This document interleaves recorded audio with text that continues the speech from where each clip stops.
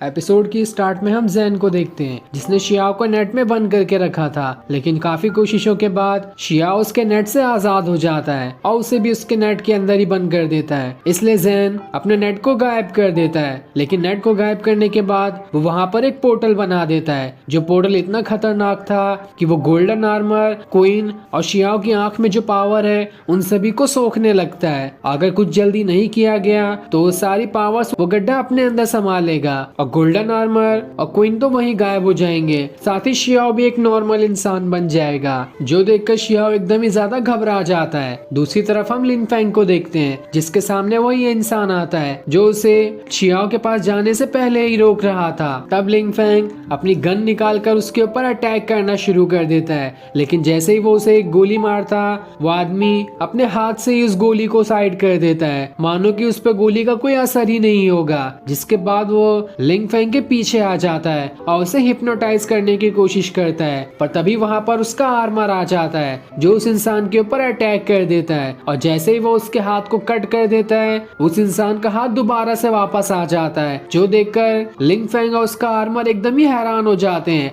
कि आखिर ये कैसा इंसान है जो जल्दी मर ही नहीं रहा। पर तब लिन फेंग उससे कहता है, अब तक तो मैंने अपनी सीक्रेट पावर का यूज भी नहीं किया, मुझे तो लगा था तुम ऐसे ही हार मान लोगे, लेकिन अब मुझे अपनी सीक्रेट पावर्स का यूज करना होगा, यही एक रास्ता है तुम्हें हराने का। जिसके बाद वो अपने एक सबसे खतरनाक वाले कार्ड को निकाल लेता है और फिर उसे एक्टिवेट करना शुरू कर देता है। और जैसे ही वो कार्ड एक्टिवेट होता है लिंग फेंग के पीछे एक खतरनाक स्पिरिट आ जाती है जो इतनी ज्यादा पावरफुल थी कि वो स्पिरिट लिंग फेंग के सामने वाले आदमी को कुछ सोचने समझने का मौका ही नहीं देती और एक ही अटैक करके उसे जमीन पर पटक देती है। लेकिन तब वो आदमी लिंग फेंग से कहता है, तुमने अपनी होली पावर का यूज करके ठीक नहीं किया, देख लेना बहुत ही जल्दी ये पावर खत्म हो जाएगी। और इतना कहने के बाद वो आदमी वहां से गायब हो जाता है, जो सुनकर लिंग फेंग भी घबरा जाता है कि आखिर इस आदमी ने क्या कहा। पर उस स्पिरिट को समन करने की वजह से लिंग फेंग एकदम ही ज्यादा कमजोर हो गया होता है, पर अब भी वो शियाओ के बारे में ही सोच रहा होता है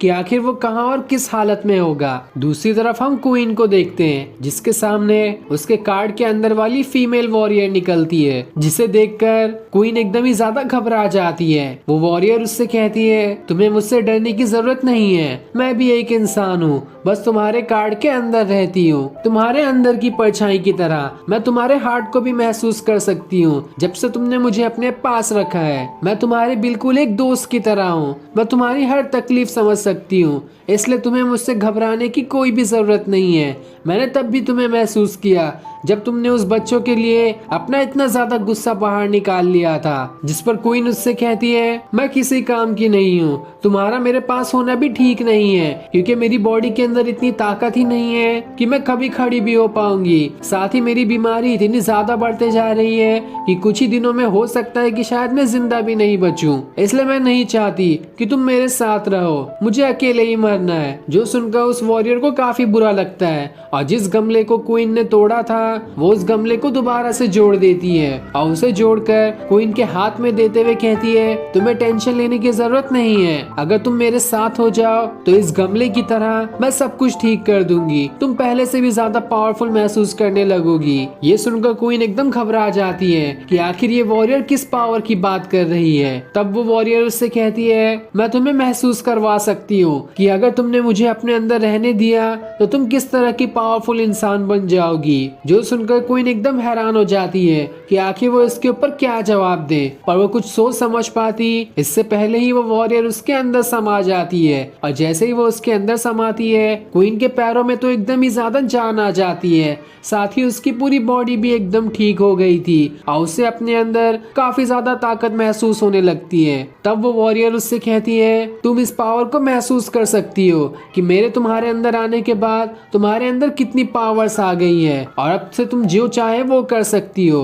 तब क्वीन खिड़की के बाहर आ जाती है और वो अब चलने के बजाय उड़ भी सकती थी, इसलिए वो वहां से उड़ने लगती है। जो देखकर तो उसकी खुशी का ठिकाना नहीं रहता कि कहाँ वो बिस्तर पे पड़ी हुई थी, लेकिन उस वॉरियर की मदद से अब वो चलने के बजाय उड़ भी सकती है। इसलिए काफी दिनों बाद हॉस्पिटल से बाहर निकलने की वजह से वो पूरे शहर में ही उड़ना शुरू कर देती है और फिर वो उड़ते हुए एक बिल्डिंग के टेरेस के ऊपर आ जाती है, जहाँ वो अपनी इस ताकत को महसूस कर रही थी और उसे महसूस करके उसे काफी अच्छा लग रहा होता है। तब उसके पास जैन आता है जो अपने बीस्ट के साथ था और फिर वो क्वीन से कहता है, मुझे नहीं लगता कि तुमने अपने अंदर की वॉरियर को कार्ड से समन करके बाहर निकाला है, तो तुम्हारी वाली वॉरियर तो अब भी कार्ड के अंदर ही कैद है और जब तक तुम उसे समन करके बाहर नहीं निकालोगी और अपना जर्नल नहीं बनाओगी तब तक वो अपनी पूरी ताकत का इस्तेमाल नहीं कर पाएगी। तब जैन को देखकर क्वीन वहां से नीचे गिरने वाली होती है कि अचानक मेरे सामने कौन आ गया, लेकिन जैन उसे संभाल लेता है और उसे वापस से ऊपर लेकर आता है। तब उसके अंदर से